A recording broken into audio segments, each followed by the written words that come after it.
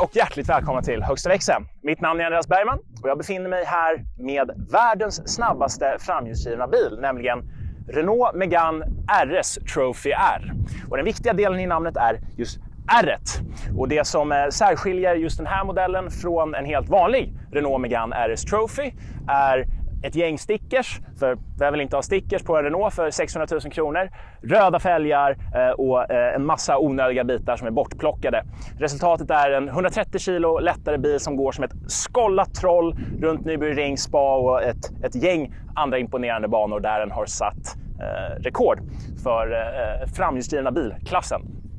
Vi tänkte att vi ska kika lite närmare på den här modellen, ta några varv runt det flygfält som vi befinner oss på. Naturligtvis väldigt lugnt och sansat, precis som den här bilen bör köras.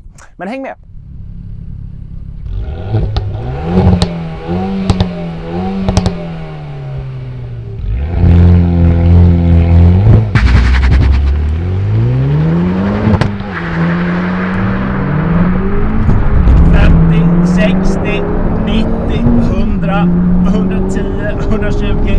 Ja, det som krävs för att kunna kallas för världens snabbaste framhjulsdrivna bil, det är ju naturligtvis att vara snuskigt snabb, och det är precis vad Renault Megane RS Trophy R är. Under huven sitter en 8 liters fyrcylindrig motor, egentligen densamma som sitter i en vanlig Trophy. Den har 300 hästkrafter och 420 Newtonmeter vrid.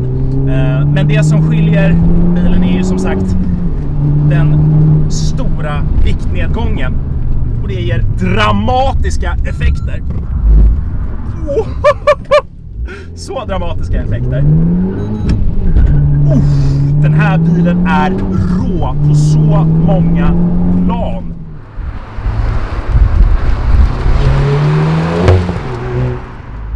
Det här är ju en väglaglig bil, vilket är ganska märkligt med tanke på att det finns egentligen inget annat sätt att köra den på än så här.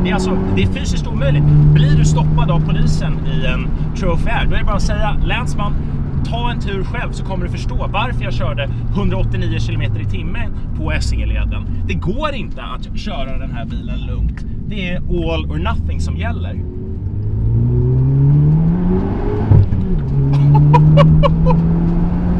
Det går ju inte bara. Helvete!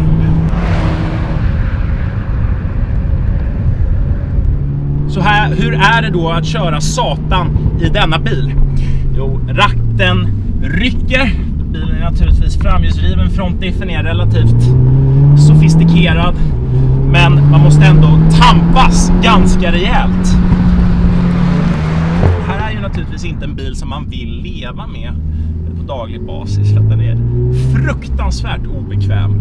Den är stötig, stolarna ger inte särskilt mycket svangsupport, kopplingen är ganska irriterande att behöva leva med, för den kommunicerar inte så mycket med föraren.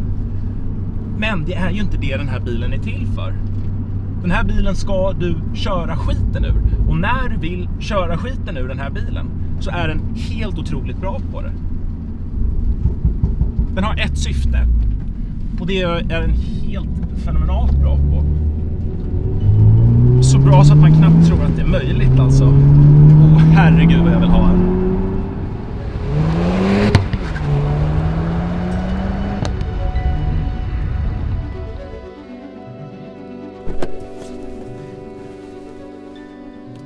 Ja, vad ska man då säga om Renault Megane RS Trophy R?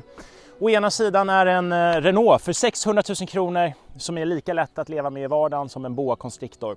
Å andra sidan är det en av de mest kompetenta banbilarna som någonsin har rullat ur Frankrike, säkert Europa och till och med världen, om man ska vara helt ärlig. Det här är en bil som är fullkomligt kompromisslös och för det beundrar jag den. Men skulle jag vilja ha en att köra varje dag? Självklart inte. Men skulle jag vilja ha en i mitt garage? Att kunna ta ut de där magiska helgdagarna, en härlig försommarkväll.